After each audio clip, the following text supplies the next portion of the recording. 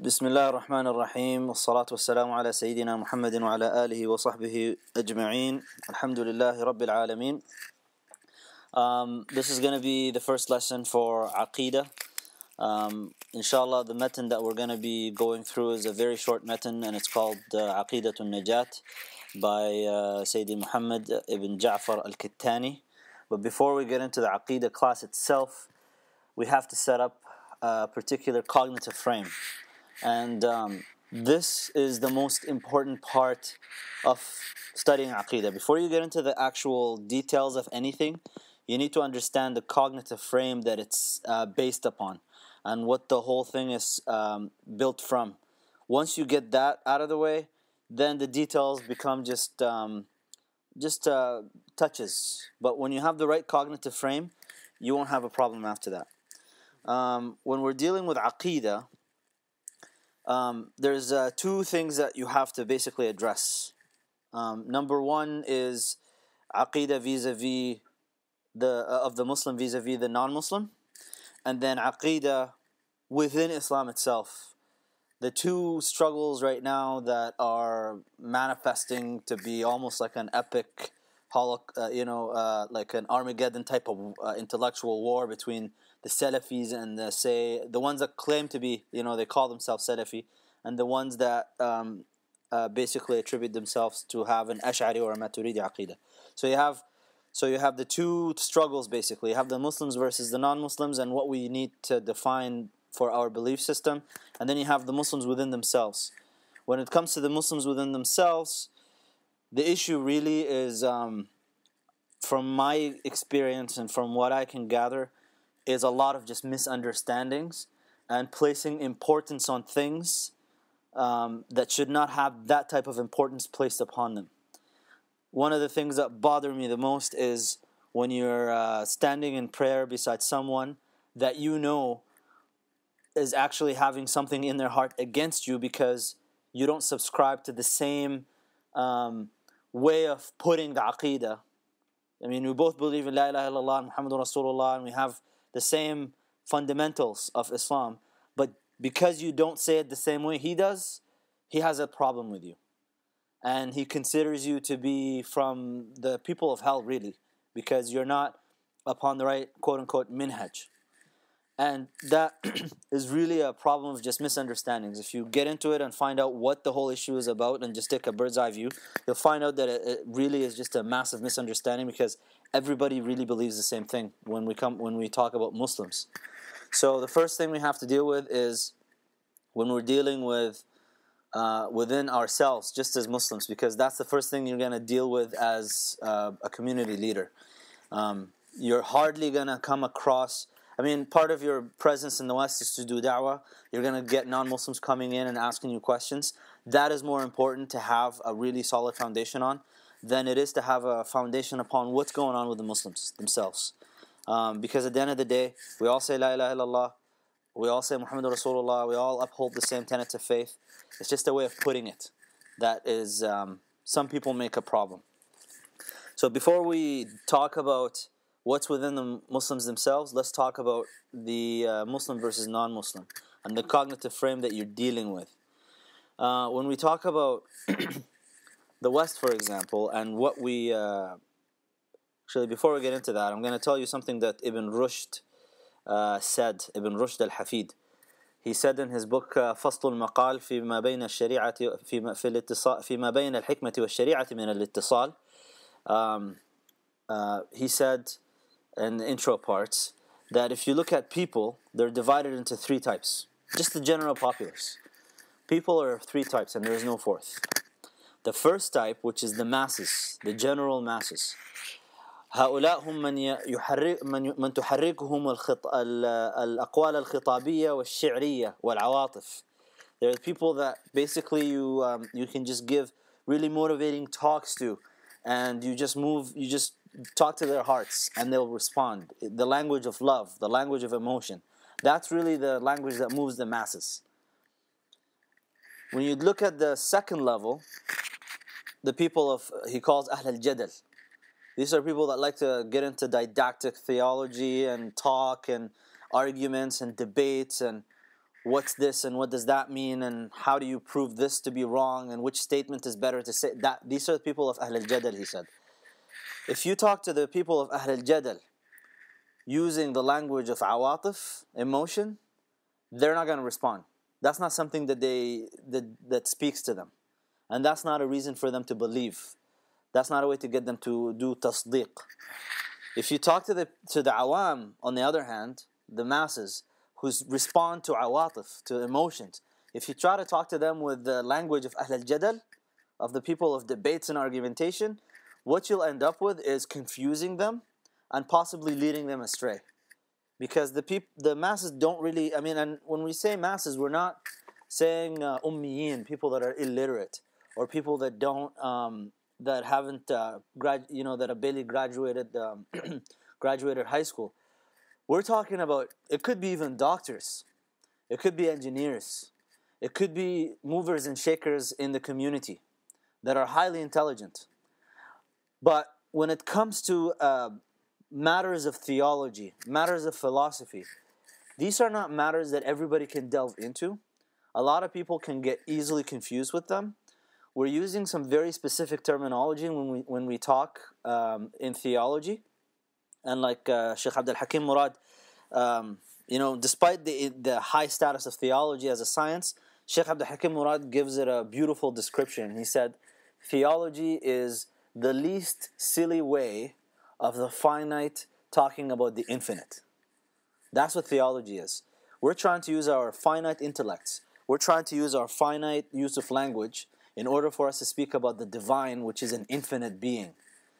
And by definition, just from the get-go, we're already limited. We're going to have problems. In whichever way we phrase things, somebody can come later and go like, I don't know about this and I don't know about that. So it could become a problem. However, it's not for everybody. Some people, it requires a particular mindset to be able to handle these phrases and these statements.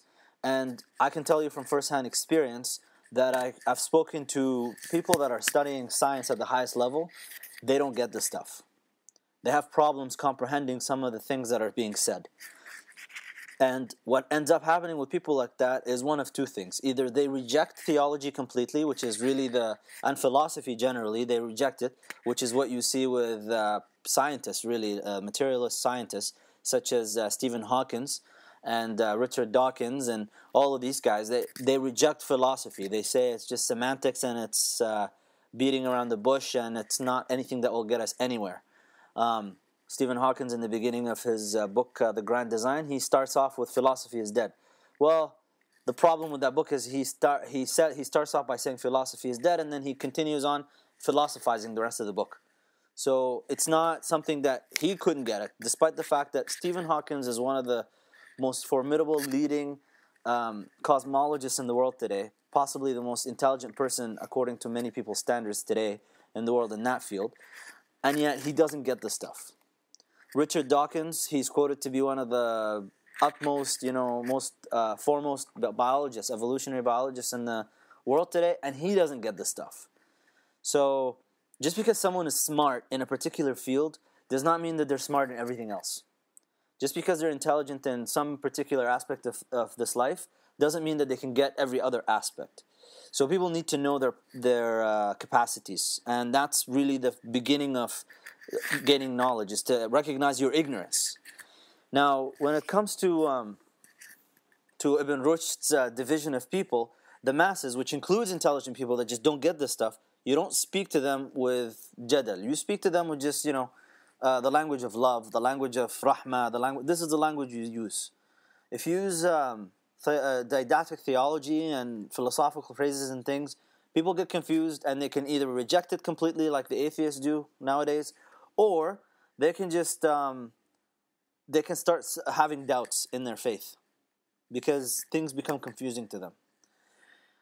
A lesson from that is the Bedouin that came to the Messenger sallallahu alaihi wasallam, and he said to him, "O Muhammad, if I just bear witness that there is no God, nothing worthy of worship except for Allah, and that you're the messenger and of Allah, and I pray my 5 daily prayers and fast Ramadan and pay my zakat and Hajj, if I just restrict myself to that, will I succeed?" And the Prophet ﷺ said, "Yes, you will." And the man said, "Wallahi, I will not add any more than that."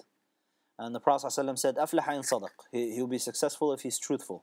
Because you don't need to get into all of these things in reality. There are some basic fundamentals that you need to understand to know what you need to believe about Allah. But beyond that, you don't have to go into anything too much. Being a community leader, however, or someone that is going to be butting heads with some intellectuals, your responsibility for knowing certain things actually increase the threshold for what you need to know increases. And so you no longer can be satisfied with the basic, clear creed that Allah tells us in the Quran in Surah Al-Ikhlas. In reality, most Muslims, that's enough. قُلْ هُوَ اللَّهُ أَحَدٌ اللَّهُ الصَّمَدُ لَمْ يَلِدْ وَلَمْ يُولَدْ وَلَمْ يَكُنْ لَهُ كُفُوًا أَحَدٌ. That's all you need to know. But once you start getting positions of leadership, once you start butting heads with some intellectuals, you're going to be now talking with people of Ahl al-Jadal. For those people, you now need to start developing some language and you need to learn some things. When it comes to the third group, which is the fewest, the third group, now you're ascending upon a pyramid, basically. The top of the pyramid, which is the fewest number of people, are what Ibn Rushd says, Ahl al-Burhan. These are the people of clear proof and evidence. These people have transcended Jadal. They've gone beyond that. Imam Fakhruddin al-Razi, to give you an example of that, towards the end of his life, he's walking down the street and he's surrounded by many people, and an old lady saw him, this mawkib, this big entourage walking. She's like, who's that? She didn't know who Imam al-Razi was. And so one of his students is like, you don't know who that is? That's Imam Fakhruddin al-Razi. He has 70 proofs for the existence of God. So she said, if you guys knew his reality, you would be throwing your shoes at him and not following him and looking up to him like this. And the man was really confused by that statement. And she said, if he didn't have 70 doubts about the existence of God, he wouldn't need 70 proofs for the existence of God. Imam Fakhruddin al-Razi heard this and he said, he smiled and he said, Allahumma imanun ka iman al-ajais. Oh Allah, give me a belief, just a faith, the same faith as the old ladies. Some people reject that story on the basis of, they try to explain it away. How could a big imam like Imam Fakhruddin al-Razi smile at such a statement? And for him to have 70 proofs for the existence of God is not necessary. It does not necessitate that he is the one with the 70 doubts. In fact, you could be responding to 70 doubts that are posed by secularists, naturalists, atheists, whoever.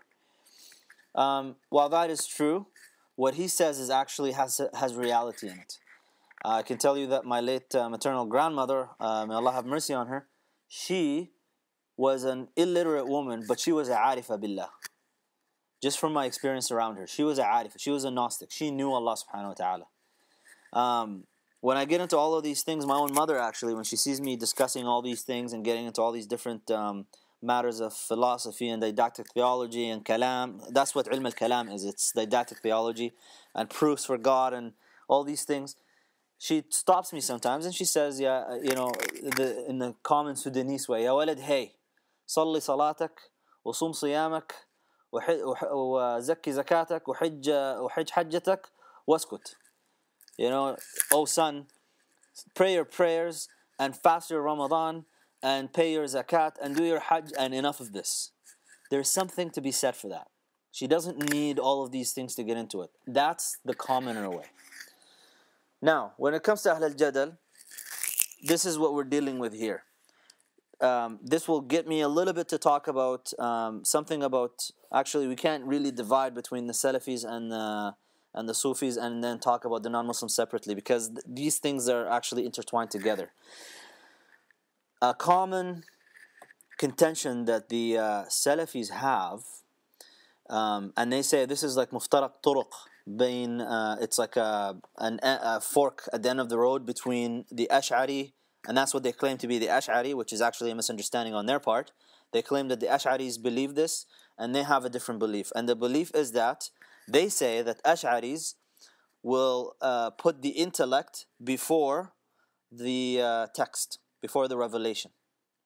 Whereas the Salafis, they put the revelation before the intellect. That's what the Salafis say, and I've heard them say this before. that is actually not true, because they're now conflating a particular group called the Mu'tazila with the Ash'aris, because Imam al-Ash'ari started off as a Mu'tazili and he switched and he became the Imam of Al-Sunnah really towards the end of his life, but he was a Mu'tazili for most of his life.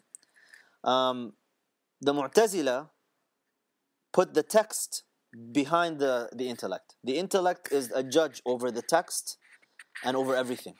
So if they see something in the text that their intellect cannot comprehend and it doesn't work for the intellect, they can actually reject the text. So the Salafis will say that the Ash'aris do the same thing. That's one thing.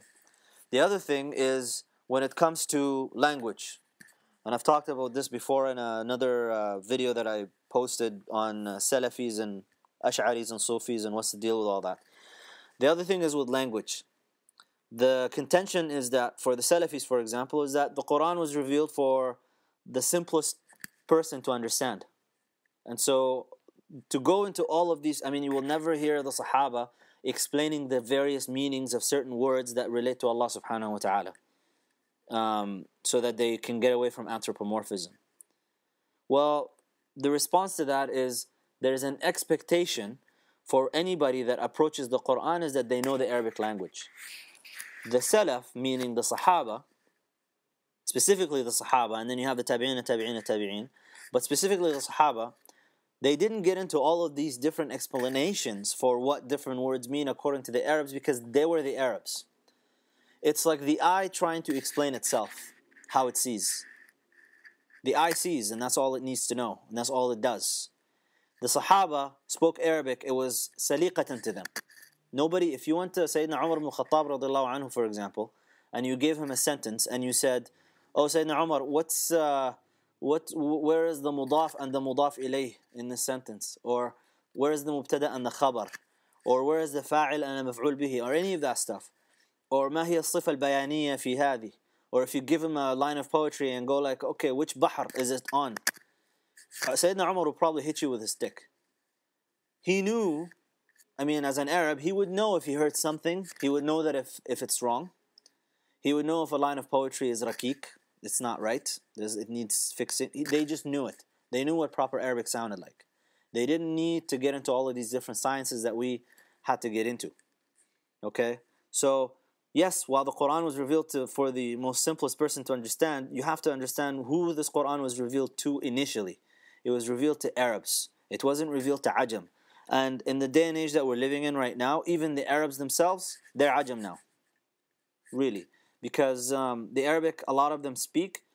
I mean, when I get into, if I start speaking pure Arabic right now with Arabs, they don't understand much. I was explaining one time Hadith Zar', from which you find in Sahih al-Bukhari and you find in Shama'il al-Tirmidhi. Hadith Zar', which is the 11 women sitting together and telling their stories about their husbands, and Aisha radiallahu anha is narrating this to the Prophet sallallahu alaihi wasallam.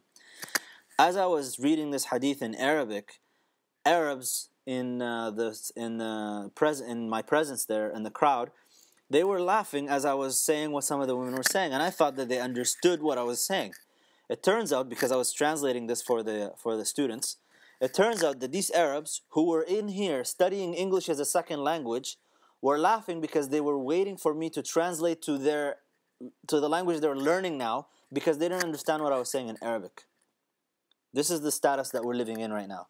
So when you see, when the Salafi, for example, or the one that claims himself to be a Salafi, says that, with the Arabic language, it doesn't need to be this complicated as you complicate. Well, the Arabs didn't have to explain all these things because they understood what different phrases were intending to mean. That's the other thing. The third thing that they have a contention with, that the Salafis will talk about, is, well, you're negating the role of fitrah. Meaning, the Prophet ﷺ said in the hadith, كُلُّ مَوْلُودٍ يُولَدُ عَلَى الْفِطْرَةِ. That hadith is wrongly translated to mean, كُلُّ مَوْلُودٍ, every newborn is born a Muslim. That's not what the hadith means. The hadith means every newborn is born with a natural inclination to the truth. That's what every newborn is born with. Natural inclination to the truth. There is a German study And I can't right now off the top of my head recall the name of the author of it, but I'll get it for next time, inshallah. The author, and it hasn't been translated though. That's the problem with the study. He looked at, in this study, at micro societies, at just, what they call as primitive people, quote unquote. They're not really primitive. They're people just like you and I. They just don't have the technology that we have. But they're called in Western cognitive frame as primitive. All of these micro societies that have not had the modernization, they all share one common feature in all of their different religious practices, is that they're all monotheists. That's what fitra means. That we're all born with that natural inclination to the truth of Islam. That's what you add there in Islam.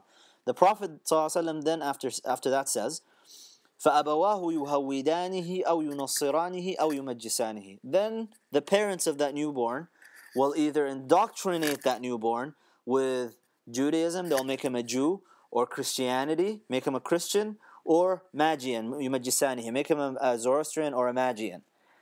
In this hadith, the Prophet ﷺ is pointing to the strength and the reality of indoctrination, that it could actually overcome the fitrah and cover over it.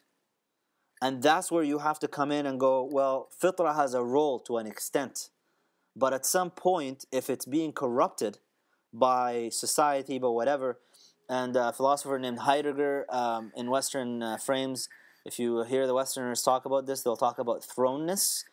Thrownness is that everybody is basically adopting whatever ideology the environment that they were born into has adopted. That's someone's thrownness. Imam al-Ghazali, rahimahullah, in his Al-Munqidh min al-Dalal, Deliverance from Error, he talks about that. And he said he reflected and he looked around and he saw that the child of a Jewish family is raised as a Jew, becomes a Jew. And the child of a Christian becomes a Christian, and the child of anything basically just adopts that. And right now you have kids, and you could see this in middle schools even, as young as middle schools. You have middle schoolers, and even in elementary school, you have children now claiming to be atheists. But if you actually probe the matter further with them, you find out that they don't even know what that means. It's just something that they picked up from home. They become indoctrinated with it. And if the right ingredients, the right buharat, if you will, are put in place, you'll come up with an atheist kid. Or you'll come up with a Christian kid. You'll come up with a Jewish kid. What you end up having to do with these children, though, once they grow up, is you have to work all of that stuff out to get that fitrah back to its reality. And that's where theology comes in. That's where you have to understand aqeedah. That's where you have to, and that's why the Ash'aris, what does the Ash'ari way say? Which is really, if you, there's a statement in Egypt, they say, Azahira Ash'a'ira. If you're an Azhar, that means you're an Ash'ari. You're Azhari, you're Ash'ari. What does it mean? The Ash'ari methodology can be boiled down to just simply, you advance the intellect initially to point to Allah subhanahu wa ta'ala. Once you advance the intellect and use pure reason without having to, and I mean pure reason meaning not subject to empiricism. I'm talking about completely pure reason, which we'll explain in a bit, inshallah. If you use pure reason, you can only, and use logic, pure logic, without any sophistry, what you will end up with is arrival at the truth of Allah subhanahu wa ta'ala and the oneness of Allah subhanahu wa ta'ala. You'll end up with particular attributes that Allah subhanahu wa ta'ala must have to be a God. Once you affirm these attributes, then you have to affirm, again using pure reason, the rationality of prophethood, that there are actually prophets. Okay? And once you get the rationality of it and prove using pure reason the existence of prophets and messengers of Allah subhanahu wa ta'ala, they will have particular attributes that they must have, these messengers. Once you assert those two facts and assert those realities, then you start investigating, well, which religion can fit these criteria? And there are not many things. There are very few things that your intellect will arrive at that will be necessary for the messenger and necessary for God. Once you arrive at those, now investigate all the different religions. The only religion that will fulfill without a fail in any of the criteria that you put as necessary is Islam. That's the only religion that you will arrive at. Once you arrive at Islam being the truth and the real deal, basically, now you can subject your intellect to what the revelation in Islam says. Not be a judge over it. You subject your intellect to understand what it means. So if you see something in the Quran that says that says something that might negate on the outward something that was necessary for Allah subhanahu wa ta'ala, which was affirmed by the Quran for you anyways, that means it cannot mean what you think it means. To give you an example, just to make it very clear and not ambiguous, and we'll get into this later. When you see in the Quran that Allah subhanahu wa ta'ala says, Yadullah fawqa aydihim. In Arabic, we understand what that means.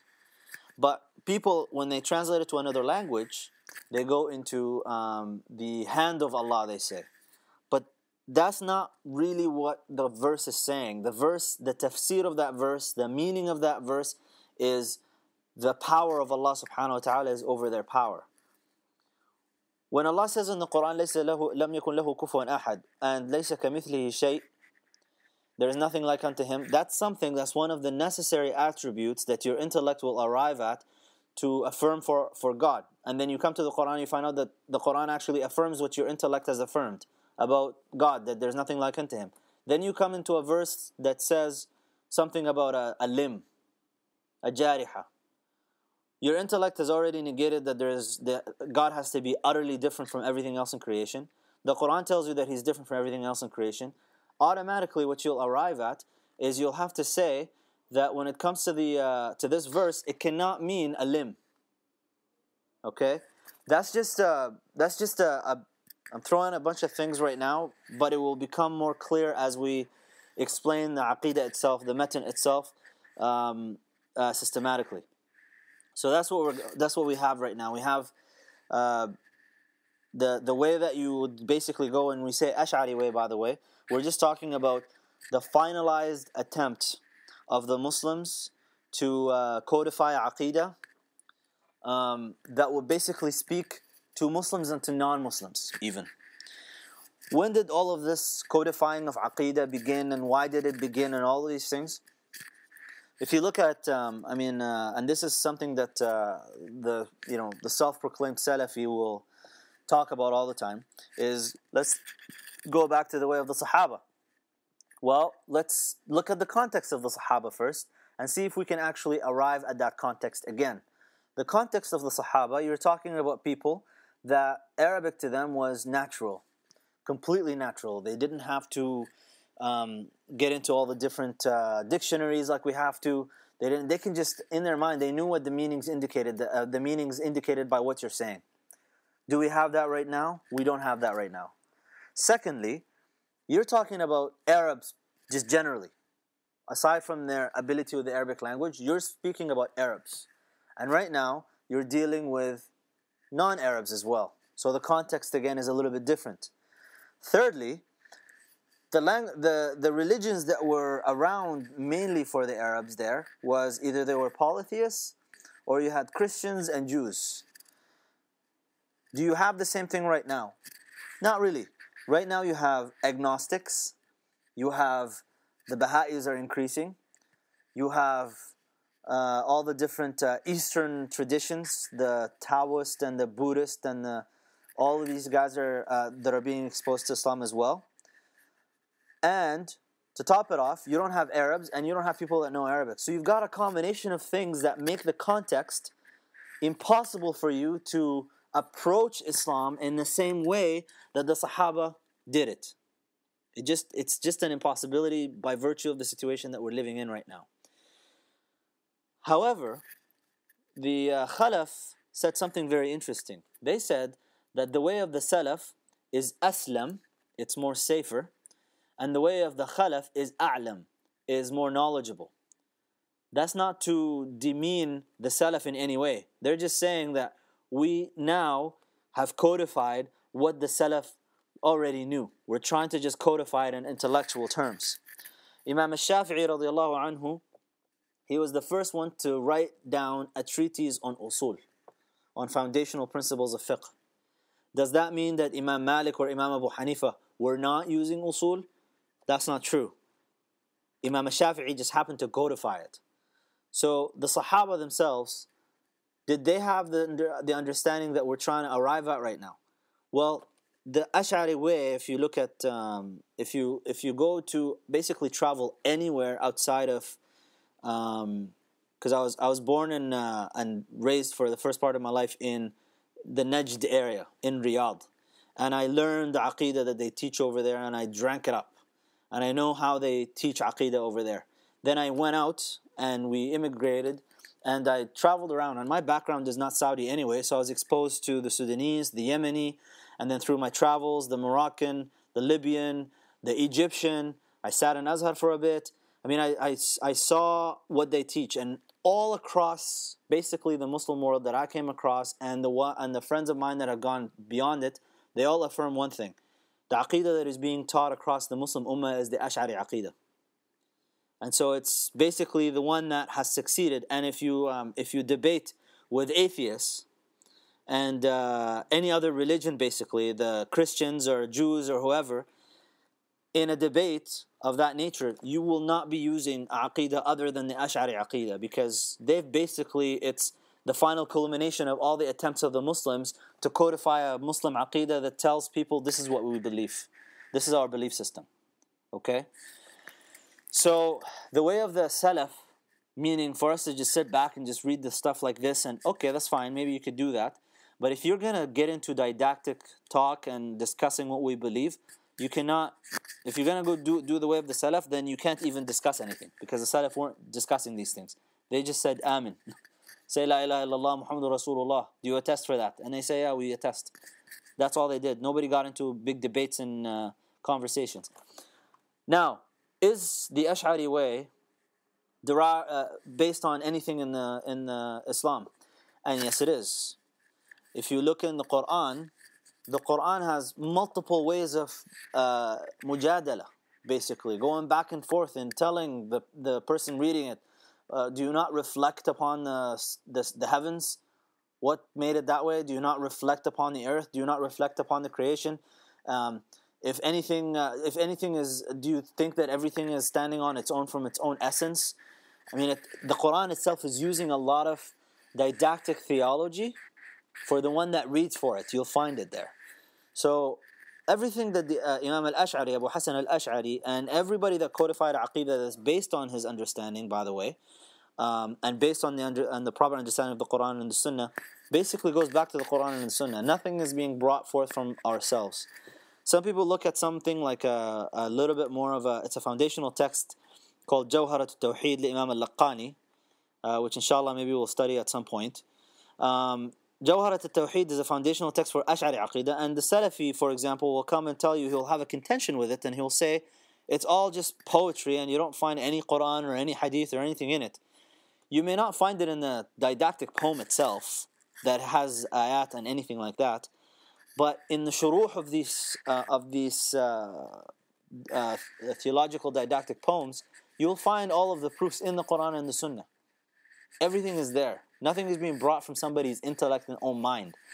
Like I said, once we prove some foundational things using the intellect and arrive at the truth of Islam using pure reason, once you arrive at that, then you can stop and use your intellect to understand. You no longer become a judge over it. You just understand what it means. For example, will we see Allah subhanahu wa ta'ala on Yawm al-Qiyamah, on the Day of Judgment, from heaven? Or even just on the Day of Judgment, will people see Allah subhanahu wa ta'ala? The Mu'tazila said, no, we won't. Now, if you look at the Mu'tazila, you'll find out a couple of interesting things about them. They were heavily influenced by the Sophists, and the Sophists were a group that arose during the Greek times, and they were basically a bunch of people that you could go up to and tell them to debate on behalf of a position that you hold, and they wouldn't necessarily hold that position, and pay them to win that debate, basically, for you. And they would use sophistry, and sophistry is a deceptive form of reasoning. It's not pure logic. They can use a lot of logical fallacies, but the way they present things could deceive people into accepting what they have to say. You'll find that a lot of the stuff that they talk about relies on logical fallacies, such as the fallacy of equivocation. The fallacy of equivocation is when you use concepts that people accept in their essence and then fallaciously have them transfer that acceptance of that concept into another concept. For example, you can say a statement like, happiness is the end of life. The end of life is death. Therefore, death is happiness. That's called the fallacy of equivocation. What happened there? When we say that happiness is the end of life, we're saying that the purpose of life is happiness. And then when we say the end of life is death, we're just demarcating an end point in time for how life ends, is death. There are two different meanings for one similar word. When you say the end of therefore death is happiness, you're basically transferring my acceptance of each concept and of each meaning of the word that's being used to give me a third meaning that I would not necessarily accept if you just give it mujarrada, just on its own like that. That's called a fallacy of equivocation. Sophistry relies on that.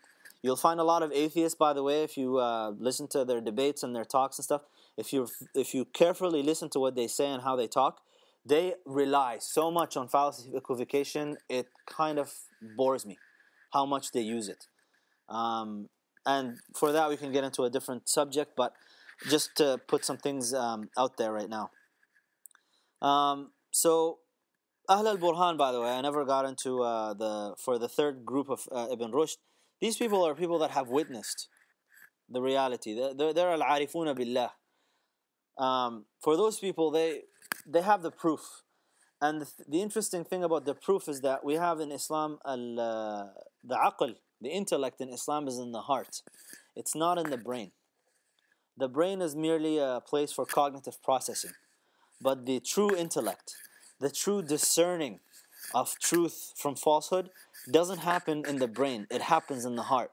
Because it happens in the heart, it should not be something you should be able to articulate with anything other than La ilaha illallah. Like we said, theology is the least silly way of explaining God, which is a finite trying to explain an infinite. That's what theology is.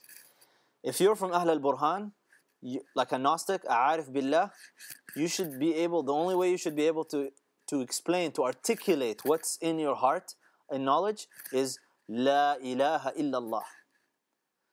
Now, for Ahl al-Burhan, if you try to use that language with Ahl al-Jadal, they don't get that. They're not going to accept it, and that's not the way they believe. You'll find that a lot of people of Ahl al-Burhan, they could be just directly Ahl al-Burhan. They just know it. But a lot of them, from my personal experience and from my readings, they seem to be people that have gone through the whole process of jadal and talking and proofs for this and that, and how do you explain this and whatever. And eventually, after years and years of doing this back and forth, and like the Egyptians say, hanak, they just talk all day long about all these things.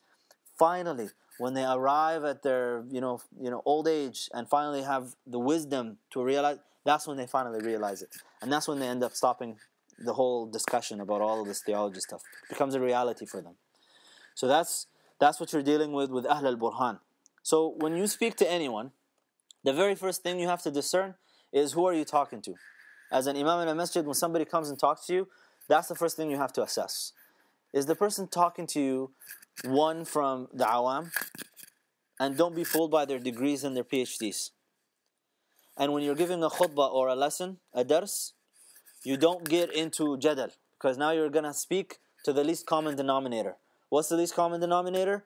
People that you use poetry for them, you use talk to the heart. That's who you're going to be talking to.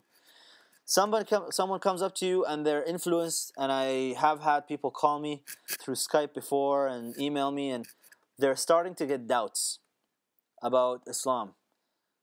They're basically, the heart talk has been transcended for them has been taken away from them because of what they've heard. There's two reasons for that. Number one is either they or someone showed them something by some people like Sam Harris or Richard Dawkins or Christopher Hitchens or any of these atheists out there that speak for atheism. So they heard that.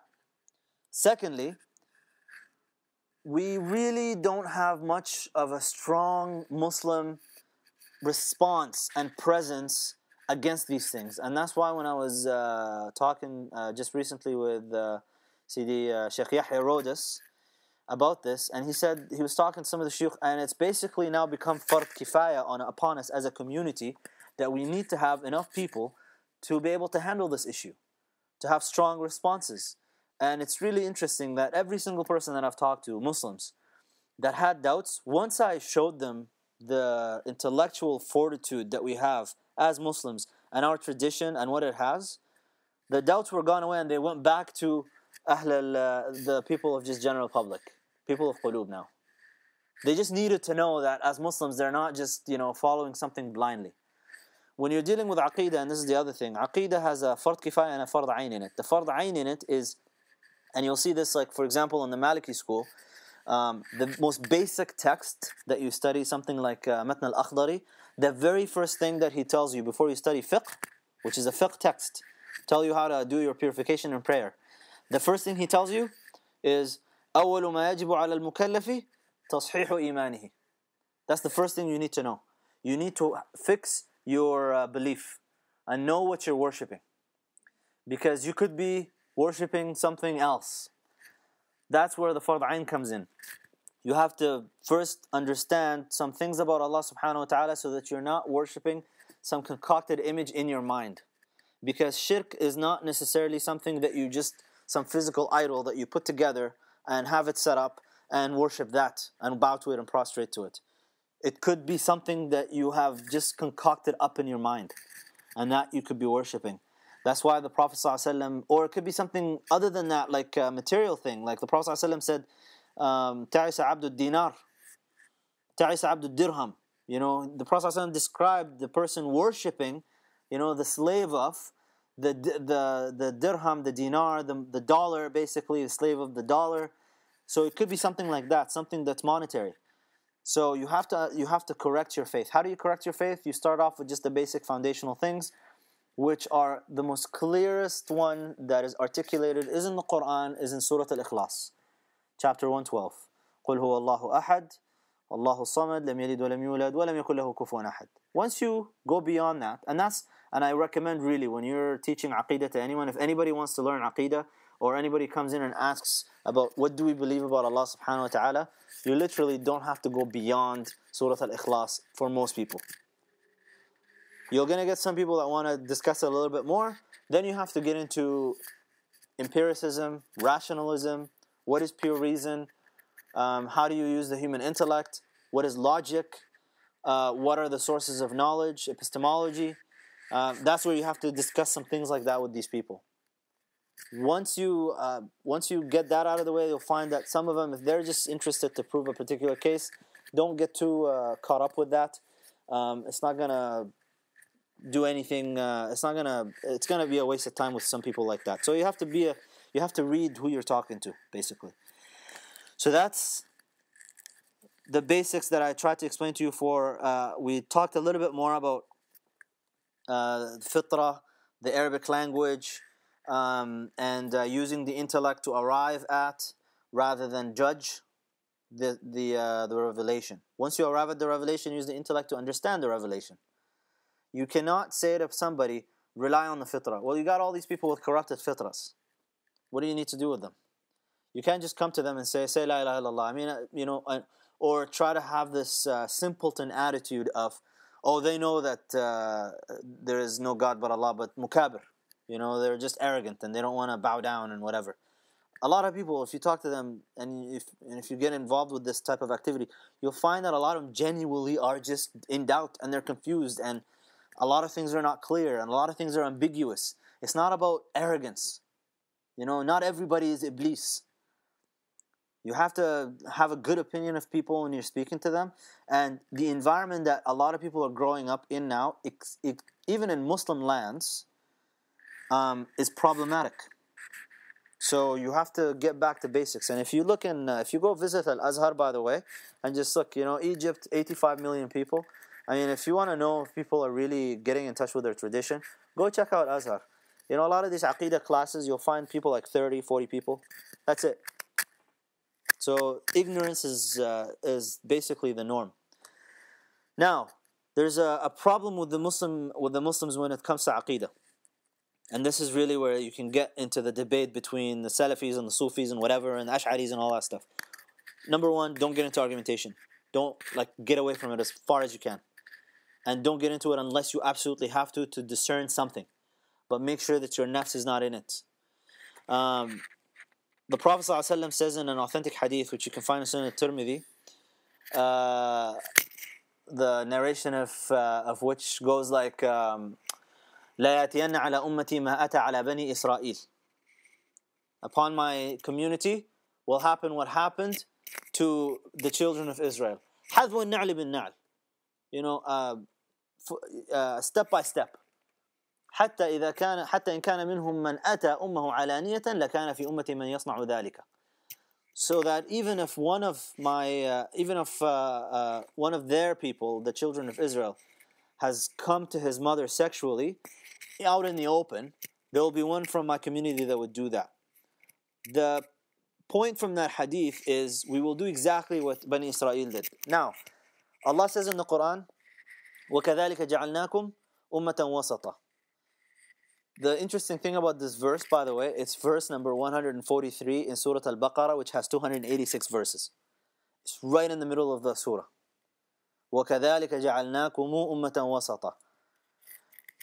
He's made us a middle nation. Now, the narrative in the Quran usually focuses on mostly it's on children of Israel. Mostly. If you look at the Quran, and if you do just an experiment for yourself, try to do a khatam of the Quran in 3 days. You know, read 10 juz every day. And you will find certain themes will stand out to you. And then do it again 3 days, like a second time and a third time. You'll find themes that just pop out at you. One of the themes that, when I did that one point, I noticed that Allah subhanahu wa ta'ala has, Bani Israel are being mentioned over and over and over and over and over. It's just and even when I thought that, okay, I guess we're done with Bani Israel, it comes up again. There is a lesson from that. Allah subhanahu wa ta'ala is not telling us just for storytelling. Hey, check out how bad these guys were. It's because Allah subhanahu wa ta'ala knows the Muslims and what they're going to do. في علمه الأزلي. He knew what we're going to be like. And the Prophet ﷺ أكد على ذلك. He confirmed that in that hadith. We'll do exactly what they did. What did the Bani Israel do? In comparison to the Jews, to the Christians. The Jews were strict materialists that would break things down to the most ridiculous level. وإذ قال موسى لقومه إن الله يأمركم أن تذبحوا بقرة. You know, Musa asked his people, he told his people that Allah subhanahu wa ta'ala commands you to slaughter a cow. قالوا وتتخذون هزوا. First thing, they're just are you just joking with us and making fun of us here? Slaughter a cow? What do you mean slaughter a cow? قال أعوذ بالله أن أكون من الجاهلين. Right? After that, they say, okay, قالوا ادعوا لنا ربك يبين لنا ما هي. You know, ask Allah, tell us what it is like. Then he tells them, it's this type. Then they say, okay, what about its color? Is it a male or a female? Oh, come on, what is it? Is it young or old? Eventually, they're like, just tell him to tell us exactly which cow out of all of these cows so that we can do it, and then we'll do it, and inshallah we'll be muhtadun. You know? And at the end, Allah says, قالوا الآن جئت بالحق فذبحوها وما كادوا يفعلون. Now you've come with truth, and then they slaughter it, but they weren't going to slaughter it anyways. I mean, Allah subhanahu wa ta'ala entertained them with this thing. Okay, do this, and initially you just started off with just, slaughter a cow. And if you're of people of ihsan, you'll just look for the best cow that you have, and you'll just slaughter that cow. But no, we're going to go and delve into all the little details. Say la ilaha illallah. Well, tell me, what do you mean by Allah? And what do you mean by la ilaha? Okay. قُلْ هُوَ اللَّهُ أَحَدٌ اللَّهُ الصَّمَدُ لَمْ يَلِدْ وَلَمْ يُولَدْ وَلَمْ يَكُنْ لَهُ كُفُوًا أَحَدٌ. Now tell me, what do you mean قُلْ هُوَ اللَّهُ أَحَدٌ? What do you mean by أحد and صمد? And what do you mean لَمْ يَكُنْ لَهُ كُفُوًا أَحَدٌ? And then you get you find a lot of Muslims, when you look into the debates, especially between the Ash'ari type of crowd and the Salafi type of crowd, you'll find that they get into all of these little intricate details. And then even between, historically speaking, you had the Ash'aris and the Maturidis, which dealt with just semantics, really, at the end of the day. They were saying the same thing, they were just saying it in a different way. It got to the point where a Shafi'i, because the Shafi'is typically followed the Ash'ari Aqidah, and the Hanafis followed the Maturidi. Historically, it came at a point in history where the Shafi'is, there was a fiqh ruling that it was not permissible to marry a Hanafi. This is how ridiculous the Muslims got at some point. And this is really what we're doing right now. A lot of these debates and argumentations, if you transcend the conversation and just look at what they're talking about, they're really talking about the same thing and they're trying to say the same thing. And the meaning that they're getting at are the same meanings, but they're just getting into ridiculous, I think are just stupid arguments, and we have bigger issues to deal with. I mean, when you have an ummah that's right now being invaded intellectually by secularism, materialism, atheism, all of these things, and we don't have people dealing with that because everybody's busy refuting everybody else and giving an attribute to somebody, we got a problem. So take a lesson from that. The Aqidah is very basic and is very straightforward. You're going to learn some things that are necessary for you to know because you're wanting to be somebody that, I mean, you're a community leader and you want to basically engage with intellectuals and be able to answer. And you're going to be someone that is being looked up to in your community. Therefore, you need to have some knowledge about these things, because when somebody comes up to you and starts saying stupid statements like, who created God? Or you can't say that God created the universe because that poses a question of who created God, and God is more complex, and things like that, like ridiculous statements like that. You need to be able to show why they're ridiculous and for people to have trust in you when it comes to that. Does that make sense?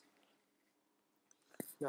So I think I've talked enough for this particular lesson. It's an hour, almost an hour long right now. I'll leave you with that. In the next lesson, we're going to discuss issues with epistemology, which is, issues with epistemology, which basically means sources of knowledge. How do you know what you know? What are your sources of knowledge?